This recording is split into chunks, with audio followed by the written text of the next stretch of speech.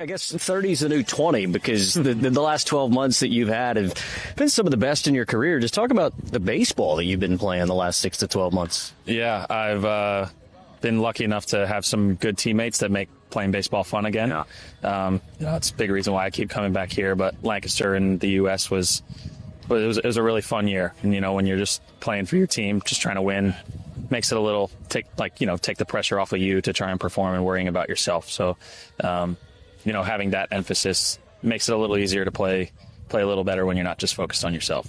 Look, I know that you've in the past credited the Australian Baseball League for, not creating your career, but allowing you to prolong your career and giving you more opportunities that maybe you wouldn't have had without the Australian Baseball League. So I know this league means quite a bit to you. Yeah, you said it. You hit the nail on the head. This league means a lot to a lot of people, and it actually has a pretty good reputation in the U.S. as well. And I get asked a lot of times by teammates who maybe have not given a whole ton of thought to playing out here. But I just tell them I love it. There's people live and die for their local teams, and a lot of them keep coming back to play or never really leave and just play here.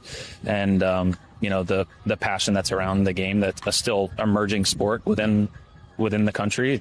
It's really cool, and I'm really happy I get to be a small part of the operation in Adelaide.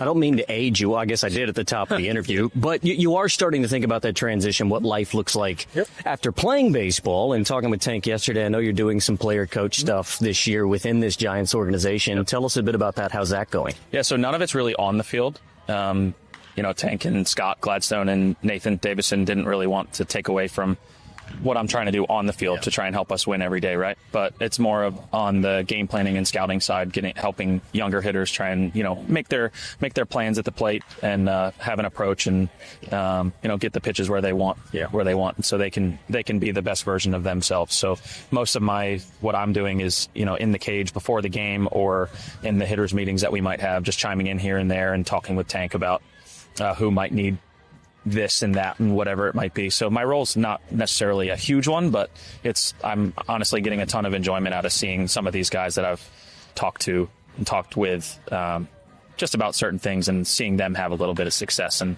I honestly get happier seeing that than maybe me getting a hit too. So it's cool. It's really cool. You've seen a few different iterations of this team. Obviously, a lot of Phillies guys come and go. The Yomiuri Giants relationship that started this year with the Adelaide Giants, how have those guys been and how have they sort of fit into this club? Oh, they're great. They're great. You saw the one guy taking videos of me, right? So, they've got some really funny and jovial personalities.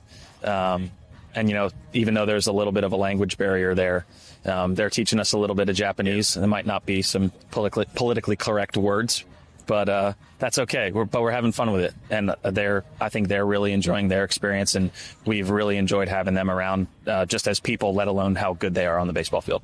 And what's it been like catching up with your old mate Briley Knight, who's wearing different colors, having a great season himself through 3 rounds? Yeah, he is. Obviously, I'm always rooting for him, right? He's one of my best friends. He was my roommate last year, and got to know him and his family really well over the last couple of years, and just bunch of really, really great people. His mom, his dad, his grandparents, his aunts, uncles, everyone. So I'm always rooting for him, even though he's wearing your colors this year. But yeah, it's really cool to see him have the success that he's earned and he's worked really hard for, and quite frankly is a bit overdue, right?